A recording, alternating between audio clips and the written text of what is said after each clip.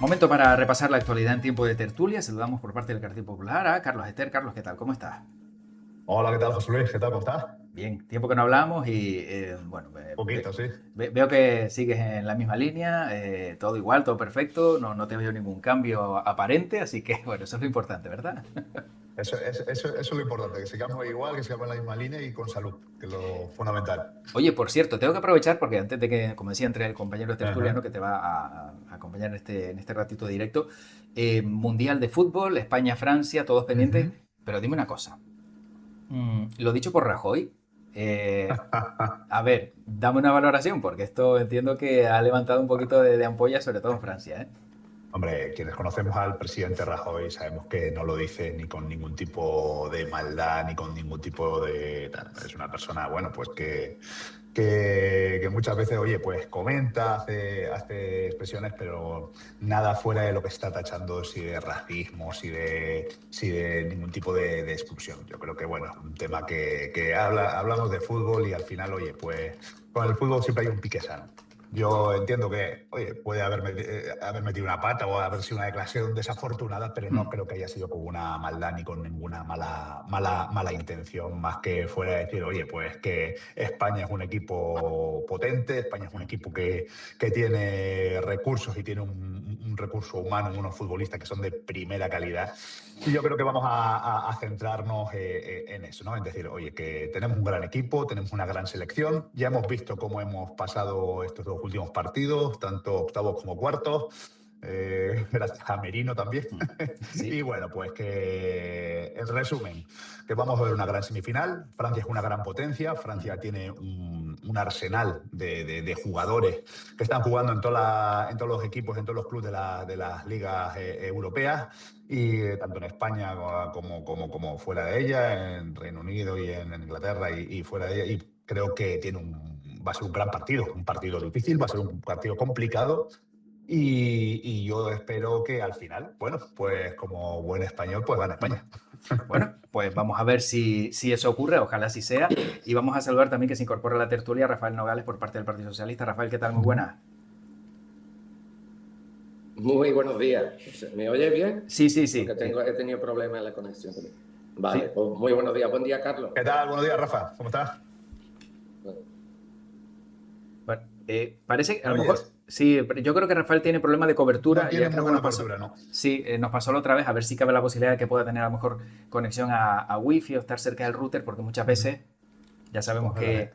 que hay veces que las conexiones se dificultan cuando a lo mejor pues estás un poquito más alejado, etcétera, etcétera, pero bueno, vamos a ver si recuperamos la conexión con él. En este caso, Carlos, recuperando lo dicho antes, en lo que vuelve Ujú. a conectar Rafael, Mm, claro, como decíamos antes, ¿no? Pues bueno, Ya, se ha criticado y en este caso sí, sí. Pedro Sánchez ya decía que, bueno, que era un mensaje xenófobo por haber dicho lo que dijo, ¿no? Porque si dice España, Francia juega muy bien, pero no tiene franceses en su fila, no sé hasta qué punto, Bu- pues esto por parte del Bueno, gobierno como de digo, España. no creo que sea xenófobo, es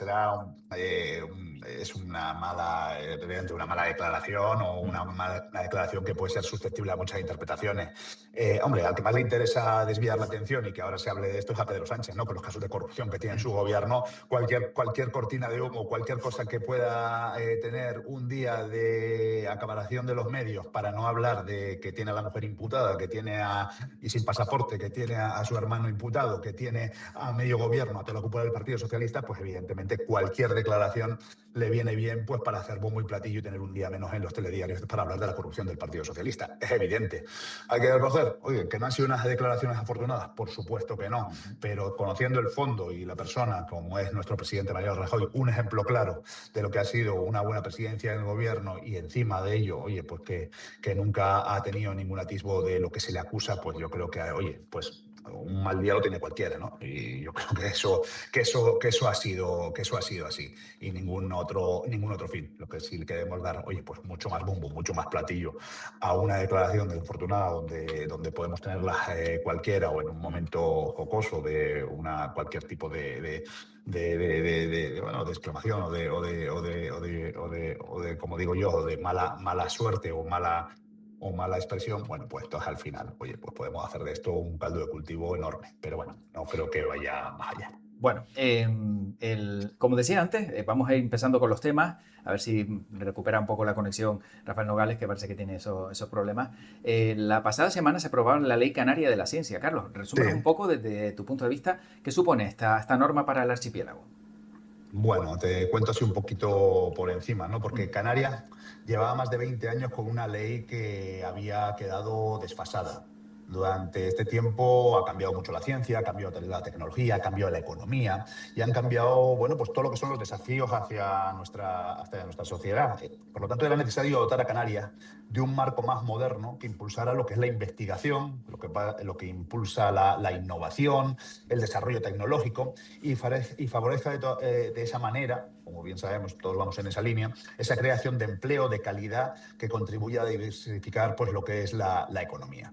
Entonces creo que eso es un poco los grandes rasgos del por qué se quería cambiar esta ley.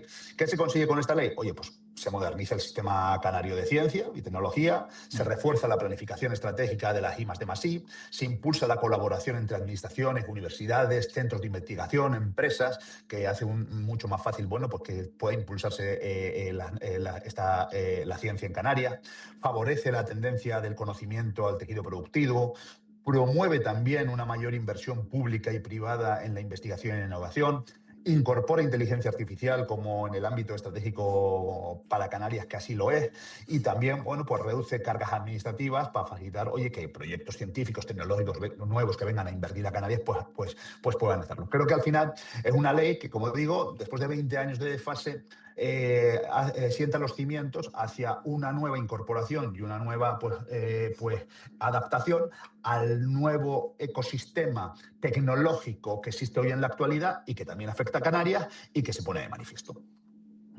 O sea que entonces todo esto, con esta nueva norma, podríamos ver que Canarias no solo apoya la ciencia, sino en este caso también se va a favorecer proyectos de investigación y todos aquellos que a lo mejor pues, bueno, puedan ver una alternativa al monocultivo que tenemos del turismo y decir, oye, también la ciencia tiene cabida y puede ser un referente importante. Efectivamente, va a ser una ley mucho más útil para todo ello, mucho más ambiciosa y también, oye, la vamos a adaptar a lo que es la realidad de Canarias, dando siempre, por supuesto, esa seguridad jurídica que hay que darle y también favoreciendo lo que es la colaboración, como hemos dicho, entre todos los sectores.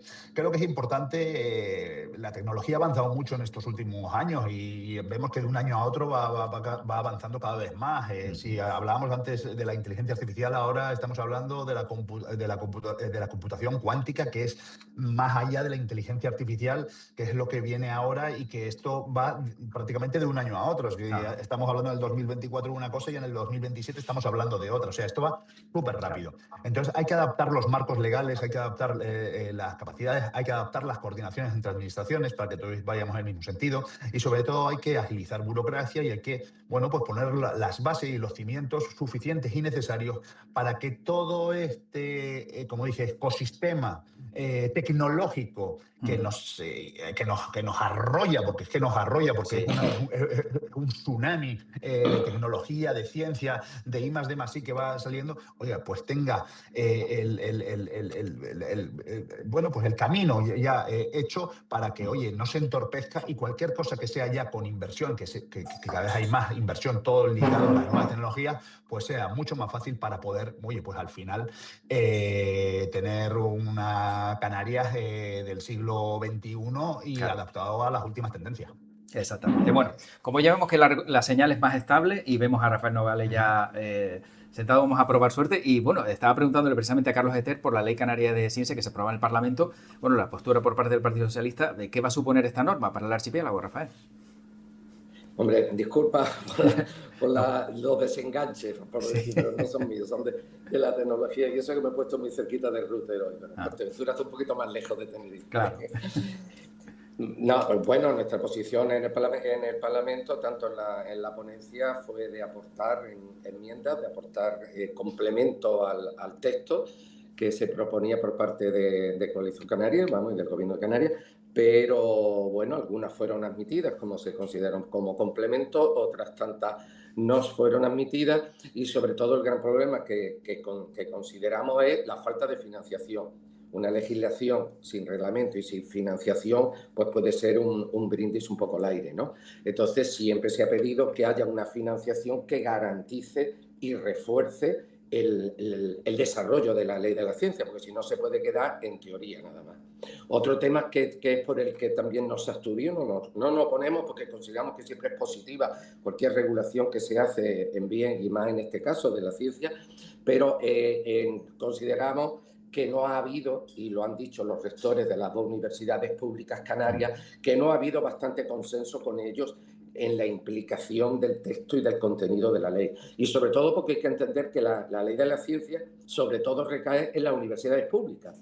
Las universidades privadas, tanto que están proliferando, y algunos, permítanme el término, chiringuitos universitarios que se están montando, ellos no gastan, ellos no invierten, ellos no refuerzan la investigación, absolutamente nada. Toda la investigación se hace científica a través de las universidades públicas. Claro. Y esas universidades públicas son las que deben tener un refuerzo económico para poder mantener la estabilidad profesional de los investigadores que están a curso por completar y demás, y que rompe la continuidad de los procesos de investigación. Y lo que reclamábamos sobre todo era eso, el compartir más con las dos universidades públicas canarias, que son las que mantienen el 85% prácticamente de la investigación y de la ciencia en Canarias, y sobre todo que haya una financiación que lo pueda permitir. Y esa financiación es la que se reclama, y ojalá hagan un reglamento y pueda ser. Y por tanto, no nos abstuvimos a la ley, pero, no nos opusimos, pero sí una abstención esperando una mejora en el texto y en el contenido que sea más viable a la realidad. Muy rápidamente, Carlos, como segunda intervención también para cerrar este asunto. Nada, sí, a ver, durante la tramitación de la ley se estudiaron todas las propuestas planteadas por las universidades. También no solamente universidades, centros de investigación y muchas entidades que estaban implicadas en el ambiente, en el texto, perdón. Muchas de esas aportaciones se incorporaban al texto, muchas de ellas de las que planteaba la universidad y, como dije, los centros de investigación y otras entidades.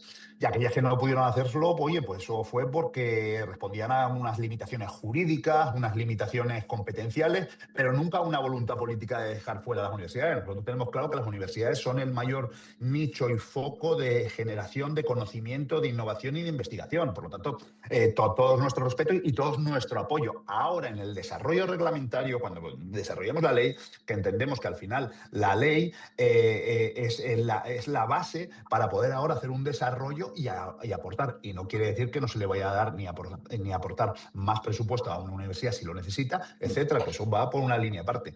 Queremos decir que se trabajó de la mano de las universidades, no se incorporaron todas por temas competenciales o temas incluso limitaciones jurídicas, pero que se trabaja en la mano de las universidades porque entendemos, y lo vuelvo a repetir, que son los bastiones, que son los grandes defensores de la investigación, de la docencia y de la tecnología. Por lo tanto, nosotros ahí totalmente de la mano con las universidades, lo tenemos totalmente claro. Bueno, Rafael, para cerrar también esta parte de la segunda intervención al respecto.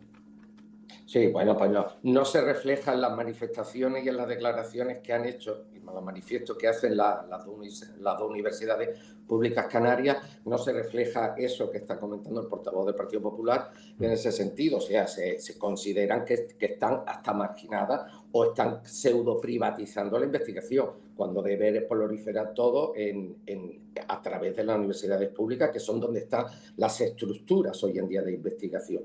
Y por eso no nos opusimos a la ley. De hecho, hemos hecho una extensión dando la oportunidad de que ahora en el reglamento se pueda complementar y se puedan añadir cosas que no solo no son alegales, por decir, sino todo lo contrario, son para fortificar el sistema y para que las leyes sirvan, porque hay muchas leyes que se quedan en unos textos, en un boletín, y su repercusión social es ínfima. Lo que queremos que sea la máxima y que le dé estabilidad a las universidades públicas.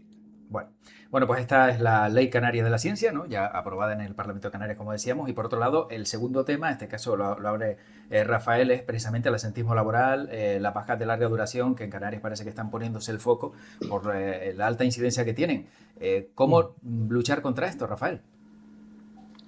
Pues luchar sobre todo informar bien a las personas y no intoxicar, porque hay personas que están haciendo responsables, que están haciendo declaraciones donde lo mezclan todo, hacen un totum revolutum, a ver si con la confusión ahí escapamos mejor, ¿no? Y siempre echando la culpa a los trabajadores, siempre echando la culpa al más bajo de la cadena de la estructura laboral y productiva, ¿no? En ese sentido, no es lo mismo el tener una baja médica. Hay que tener en cuenta, y hay que explicarlo también a los ciudadanos, que yo creo que son conocedores, pero hay que reforzarlo, que las bajas las dan los médicos, no se las dan los propios trabajadores. Luego, el propio trabajador no puede provocar un absentismo prolongado sin una baja médica. Entonces, no quiero insinuar de que los médicos sean los culpables de ese absentismo, todo lo contrario, pero es lo que no se puede echar culpa a otros órganos, porque no es arbitraria la baja de un trabajador no es arbitraria. Primero es o por enfermedad que te la diagnostica un médico, o porque llegas a un estado en el que siempre el servicio médico de salud público es el que establece la baja médica, que se supone, siempre quiero creer en la profesionalidad de todos los médicos canarios, que esa baja está debidamente justificada por el estado de salud de la persona. Luego, por ahí mezclar habrá un cupo de trabajadores pero por lo mismo que hay un cupo de empresarios que hacen trampas a la normativa vigente y no pagan las horas extras, pues por lo mismo puede haber trabajadores que se aprovechen de ciertas bajas, entre comillas, pero que la baja oficial es una baja médica. No depende del trabajador. El trabajador, por muy esquirol que sea, por muy poco participativo que sea en el sistema productivo, una vez pasa al médico o va a la mutualidad, ahí es donde se regula el estado de salud y es por el que se justifica la baja. No son tan arbitrarios. Otra cosa es que algún portavoz del Partido Popular se plagia y empieza a mezclar todo lo que es la baja médica con lo que es el absentismo y con lo que es el mal comportamiento de algunos trabajadores, pero que siempre son minoría y excepción. No se puede regular y hay que tener más consideración con el Servicio Canario de Salud, que es quien da la baja, que es quien está autorizado a darla y que yo quiero creer que lo hace en un buen concepto. Que hay más bajas, que hay más enfermedades, que hay más enfermedades que se catalogan como baja médica. Bueno, pero eso ha sido todo un proceso con el Servicio Canario de Salud, o sea, con la sanidad española, que es la que te regula la relación laboral del trabajador, el empresario y la salud. Bueno, precisamente SEO de Tenerife pedía una reunión urgente con la consejera de Sanidad, Esther Monzón, para abordar este asunto ahora que también Rafael ha hablado precisamente de los médicos. Carlos. Sí, bueno, el absentismo laboral, todos sabemos lo que está ocurriendo actualmente con ello, es uno de los mayores problemas ahora mismo que tenemos estructurales y económicos en las islas. O sea, están generando un coste anual de 3.000 millones de euros a lo que es la economía, ¿no? O sea, además ahora mismo estamos liderando lo que es la tasa nacional con un 9,1% de absentismo. Esto lo supone entre 60 y 80.000 trabajadores más o menos que no acuden a su puesto de trabajo cada día. Es cierto que las bajas médicas, lo decía Rafa, oye, las emite un médico, evidentemente, pero también hay determinados días que te recoge el Estatuto de los Trabajadores y de baja sin justificar, de estar un día, 2 días de baja, oye, que son un tiempo máximo porque el trabajador se puede encontrar mal, etcétera. No quiero decir con esto que, oye, que los trabajadores se ausenten de su trabajo sin justificarlo. Pero es cierto, y sin tener absolutamente nada, pero es cierto que lo que está habiendo es un alto absentismo comparado con años anteriores. Siempre ha habido un absentismo laboral porque es un tema que viene desde hace muchos años.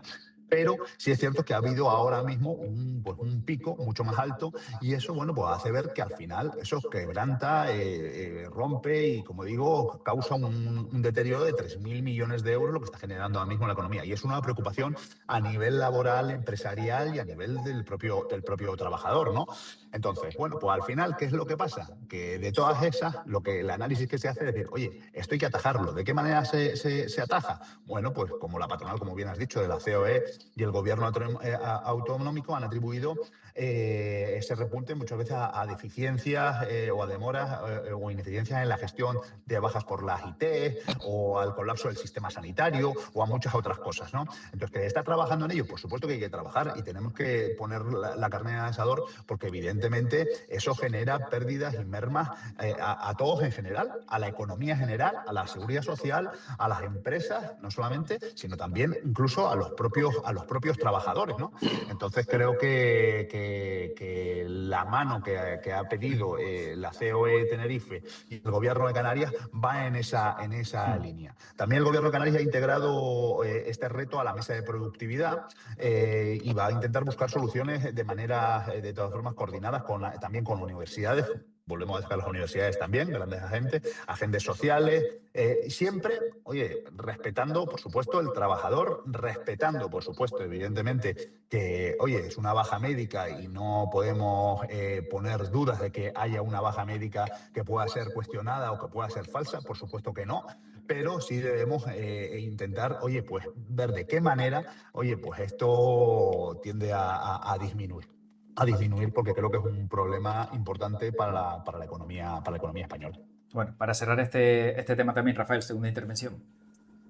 Sí, bueno, voy coincidiendo con Carlos, ya nos vamos acercando en el discurso de decir que no solo son los trabajadores los malos, los provocadores de las malas situaciones, están respaldados normalmente en esos asentismos que llaman ellos puntual de día a día por los estatutos de los trabajadores. Luego, es un derecho ganado por los trabajadores. Y yo de todas formas tengo una visión un poco más distinta. Yo he sido 26 años autónomo, toda mi vida he sido autónomo, no me he estado y sabemos cómo los autónomos no nos ponemos nunca de baja porque nos cuesta el dinero. Nos cuesta mucho dinero a diferencia del trabajador, sobre todo del trabajador de la administración pública, en el que parece que no tiene repercusión, pero sí es un gran vacío que hay en ese sentido. Y en efecto hay trabajadores que son pícaros, vamos a llamarlo así, e intentan buscar esa, por lo mismo que hay empresarios pícaros, por no decirle otro adjetivo, que no pagan las horas extras o que hacen unos contratos no correspondientes a las jornadas laborales, pero no es cuestión de culpabilizar a uno y a otro.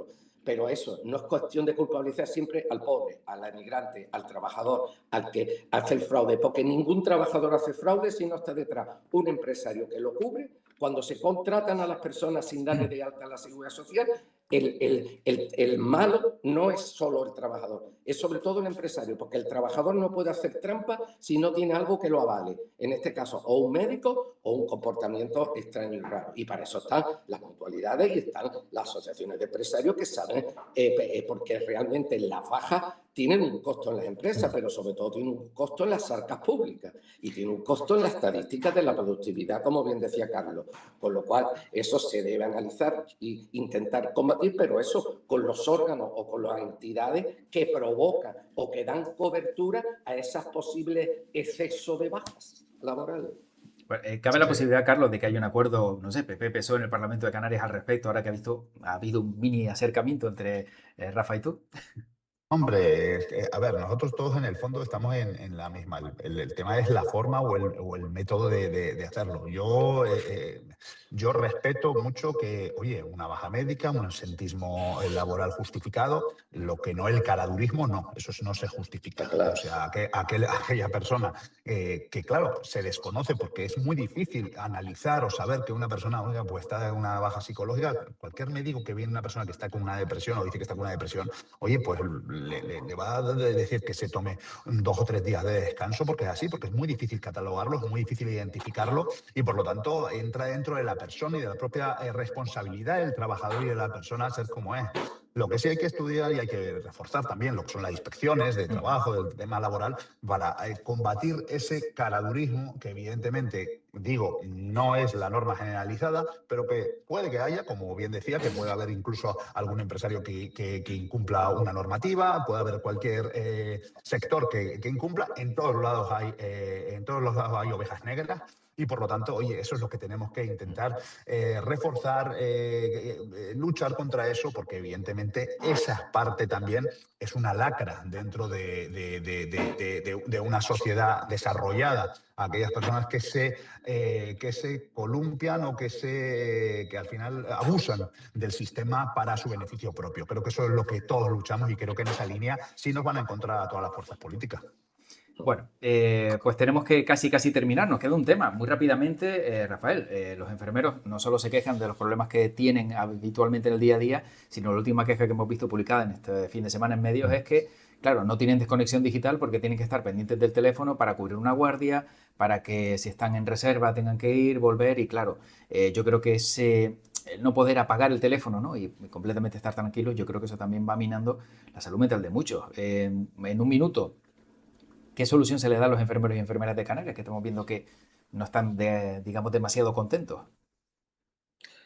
Los enfermeros y las enfermeras, los médicos y las médicos y bastante del gremio profesional de la sanidad pública. Fíjate que estamos hablando de la pública. En la privada no dicen eso los enfermeros, en la privada no dicen eso los médicos. Y no sé qué estará muy bien. Es verdad que hay una parte muy importante que hacen duplicidad entre la pública y la privada. Está permitido, no es nada ilegal, pero es como poco estético, vamos a llamarlo así, que en un sitio donde te pagan más se rinda de una manera y en otro sitio de otras características. Pero bueno, en la sanidad pública tenemos problemas graves que hay que dar solución y se da solución con gestión y con responsabilidad. A veces en algunos consejeros y en algunas consejerías el enchufismo en la gestión, en los gestores, está provocando malos ambientes, vamos a llamarlo así, desacuerdos y sobre todo mucho victimismo porque al no garantizarse la estabilidad laboral de una parte importante de los trabajadores sanitarios se provoca estas situaciones, que es que estás casi de guardia fijo para poder trabajar, ¿no? Con una dependencia a la necesidad laboral que te distorsiona la normalidad en tu vida cotidiana. Y demás. Y sí, es una queja bastante generalizada porque la viven y la padecen, ¿no? Y después, derivadamente, la padecen los pacientes, ¿no? Porque son consecuencias que se derivan al servicio público en ese sentido. Entonces, sí que habría que reforzar significativamente la estabilidad laboral en el personal sanitario de la pública, porque todo lo que de la pública empieza a funcionar no bien, se beneficia a la privada. No tengo nada contra la privada, pero quiero que predomine la pública. Carlos, también en un minuto que nos queda. Sí, hombre, sí, estamos viendo que, oye, pues el problema hay dos temas diferentes, ¿no? Porque se están mezclando uno el tema de los enfermeros, evidentemente, que están diciendo que no existe una desconexión digital, efectivamente, pero ni en la enfermería ni en ningún otro trabajo, ¿eh? Porque al final esa desconexión digital no existe, porque siempre estás pendiente de que igual te llaman un sábado, te llaman un viernes por un tema de una urgencia, no sé qué, o sea, al final no hay una desconexión real del trabajo con los móviles, con las nuevas tecnologías, con las conexiones online o desde tu casa que te puedes conectar con el trabajo. O sea, eso al final es una preocupación generalizada que debe, oye, pues respetarse en lo máximo posible, ¿no? Pero luego tenemos también la crisis médica que existe hoy y sanitaria que existe hoy en España. Y hemos visto todas las manifestaciones que había de los diferentes médicos, que no son unos temas puntuales de las comunidades autónomas, es un tema debido al rechazo de la reforma del Estatuto Marco que impulsó el Ministerio de Sanidad, donde se están pidiendo determinadas cosas, como por ejemplo lo que dice las guardias. Se exigen que las horas de guardia, por ejemplo, los médicos exigen que computen también como tiempo trabajado a esos efectos de cotización, de jubilación, etcétera. Entonces, hay un problema en España. La sanidad, evidentemente, igual que los asuntos sociales, son temas son temas que generan mucha controversia porque requieren un personal muy sacrificado, un personal de 24 horas, un personal que evidentemente es necesario porque es la salud lo que nos estamos jugando. Y bueno, y evidentemente hay que hilar muy fino y sobre todo cuando se toman decisiones políticas o jurídicas, como el caso este que está tomando ahora mismo el Gobierno de España con el tema de la reforma del Estatuto Marco, pues debemos andar con pies de plomo porque evidentemente estamos hiriendo susceptibilidades y lo que está reivindicando por parte de los médicos es un tema que, bueno, pues hay que estudiarlo, hay que verlo y creo que en muchos casos es legítimo, ¿no? Bueno, pues vamos a ver qué ocurre también con este tema. Nosotros, bueno, esta es la última semana que tenemos de emisión, ¿no? Porque ya hacemos el parón veraniego, así que ya volveríamos en septiembre, pero en este caso seguiríamos muy de cerca todo esto. Para acabar, resultado mañana, España-Francia. Rafael, ¿cómo va a quedar? querer 2-1. Y la Es realidad... más la creencia que la formación, pero ganar sobre todo, y como Vale. si es 1-0 en el último minuto. Más Bueno. alegría todavía. Y Carlos, ¿tú qué dices? Bueno, pues vamos a darle más emoción. Yo creo que va a ganar España 3-2. Vale, bien, bien. Que se vean más goles, que se vean más goles. Eso, más goles, más vistosidad y que el último sea de Miquel Merino Claro. otra vez. Efectivamente. Ahí está. Bueno, pues Rafael Nogales del Partido Socialista, Carlos Ester del Partido Popular, muchas gracias a los dos. Feliz verano, a la vuelta seguramente nos gracias. volveremos a encontrar. Igualmente. Que descansen y hasta pronto. Gracias. Vale, José Luis. saludos. Un abrazo. Saludos, Un Carlos. abrazo. Igual.